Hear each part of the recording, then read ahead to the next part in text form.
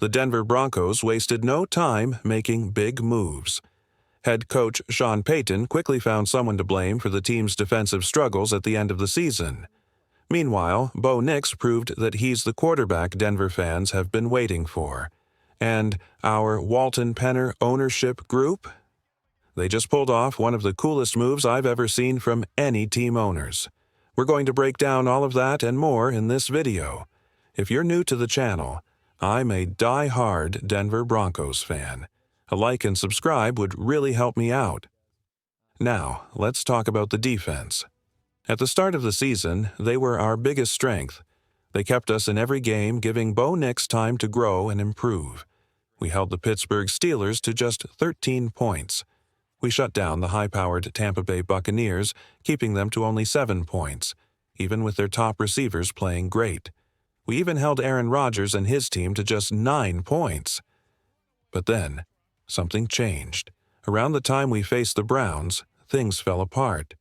Suddenly, Jameis Winston, a backup quarterback, came in and dropped 32 points on us. That's when everything started going downhill.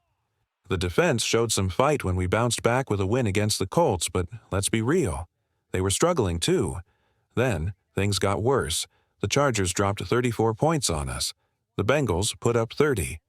It felt like our defense was completely falling apart, and no one could figure out why. Defensive coordinator Vance Joseph explained that as the season goes on, teams start to figure out your strategy.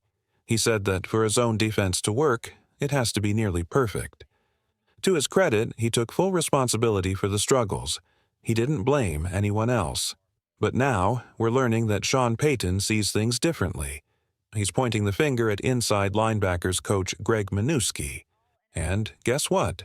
Minuski is out. After 2 seasons in Denver, the team decided to move on, likely because of the defensive collapse at the end of the year. But the changes don't stop there. People are saying the Broncos will shake things up not just with coaching, but also with the players at the inside linebacker position. And here's an interesting rumor. Sean Payton has reportedly reached out multiple times to Rob Ninkovich, the former Patriots linebacker. Could Ninkovich make a return to football, this time as the Broncos' inside linebackers coach? That would be a huge move. This could be a really exciting move. We know Sean Payton loves bringing in former players as coaches. They understand what it takes to prepare for games at the highest level, and they already know his system and expectations. Just look at his track record.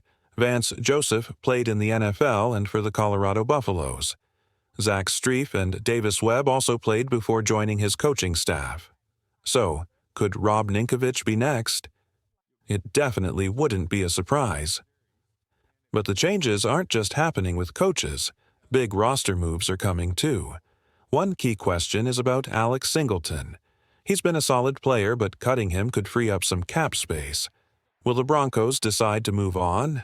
There's also an interesting connection with linebacker Zack Bond from the Philadelphia Eagles. Payton not only coached him, he drafted him. Now Bond is up for Defensive Player of the Year. Just recently, he made a game-changing play against the Washington Commanders, forcing a fumble that completely shifted the momentum. And guess what? He's about to become a free agent. Could Sean Payton bring Bond to Denver? That would be a massive move for the defense.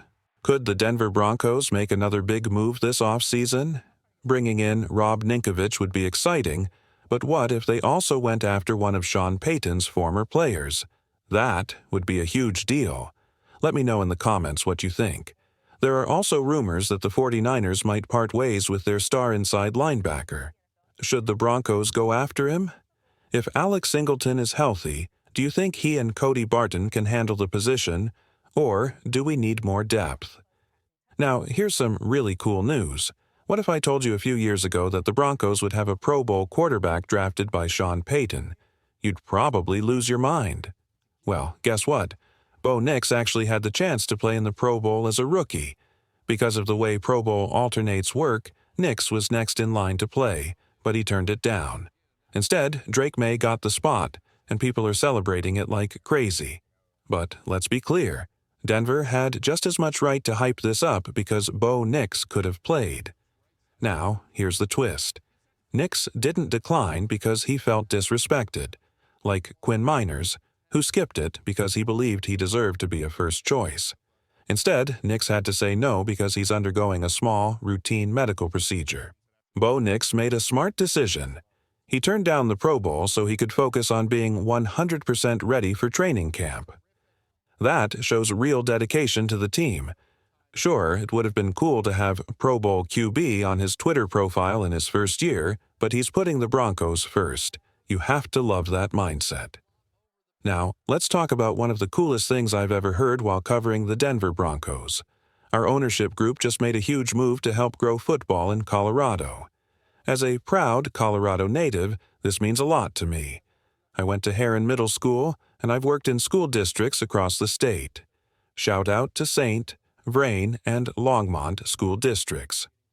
One thing that's always been strange about Colorado football is that we don't have many homegrown players making it to the NFL. Sure, there are a few, like Christian McCaffrey, who went to Valor High School, but there aren't many guys you can point to and say, "That's a Colorado kid in the league." Wouldn't it be amazing if we had a pipeline of Colorado players making it to the NFL? Well, our ownership group is actually working on making that a reality. Another interesting thing about Colorado, I remember back in middle school, our dress code banned professional sports team gear because of concerns about gang involvement. That's how strict things were. Back in middle school, I remember getting a notice that we weren't allowed to wear Broncos gear to school. I was shocked. Like, what? That's ridiculous. Most of my closet was full of Broncos stuff. Now, as a dad, I think about my son. If I told him he couldn't wear Broncos gear to school, he'd probably just go shirtless, because almost all of his clothes have the Broncos logo on them. But here's the thing. The Denver Broncos are doing something that's going to change the entire vibe in Denver. It's not just about football. It's about making the Broncos an even bigger part of the community and building a stronger connection with the fans. The Walton Penner ownership group is making a real impact. These owners care. You see them in the locker room, celebrating with players, hugging Pat Surtain after big wins, and just being a real presence in the team's journey.